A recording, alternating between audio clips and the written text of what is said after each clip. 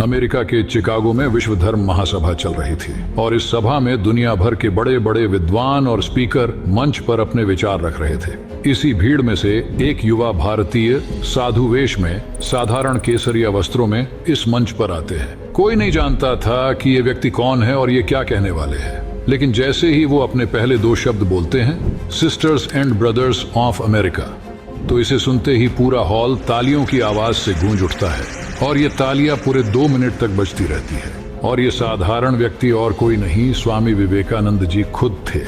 अभी आप सोच रहे होंगे कि ऐसा तो क्या था उनके इन चंद शब्दों में जिसे सुनते ही पूरा हॉल तालियों से गूंज उठा।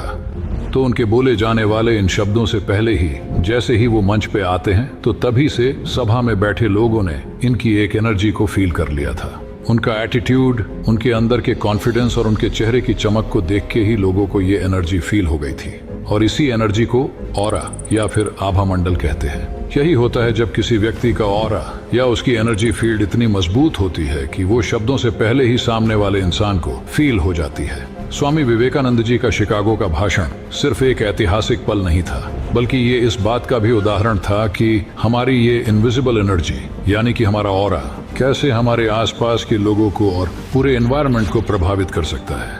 वाइब्रेशनल फ्रीक्वेंसी का शॉर्ट फॉर्म है जो कि ऑरा से ही बनी होती है। आपको शायद ऑरा शब्द सुनकर थोड़ा सा डाउट हो रहा होगा कि ये कोई बड़ी साइंटिफिक या स्पिरिचुअल चीज है, लेकिन हम सब इसे रोजाना जिंदगी में कई बार महसूस करते हैं, कभी जानते हुए या कभी अनजाने में। आपने शायद इसे महसूस किया होगा कि आप कोई फंक्शन या कोई इवेंट में गए हो तो वहां आपकी नजर एक इंसान पे पड़ती है जो आपको वहां मौजूद बाकी सारे लोगों से थोड़ा अलग महसूस होता है। भले ही वो कोई एक्टिविटी नहीं कर रहा हो और शांत ही बैठा हो, फिर भी आपकी आंखें बार बार उसी इंसान की तरफ खींची चली जाती है। उसे देख के आपको एक अच्छी और पॉजिटिव एनर्जी फील होती है। क्या फिर इससे उल्टा कोई ऐसा इंसान जिसे देख के आपको एक अजीब ही बेचैनी महसूस होने लगती है। भले वो कुछ ना बोले या कुछ ना करे, लेकिन उसे देखते ही हमें एक नेगेटिव एनर्जी फील हो ही जाती है। तो ये सब ऑरा के वजह से होता है। उनके ऑरा की वजह से ही हमें सबकॉन्शियसली पहले से ही उनकी एनर्जी महसूस हो जाती है। और आश्चर्य की बात यह है कि किसी का ऑरा महसूस करने के लिए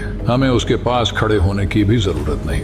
हम फोन पर बातचीत के जरिए, टेलीविजन पर देखते हुए या फिर सोशल मीडिया पर वीडियो के जरिए भी किसी का ऑरा महसूस कर सकते हैं।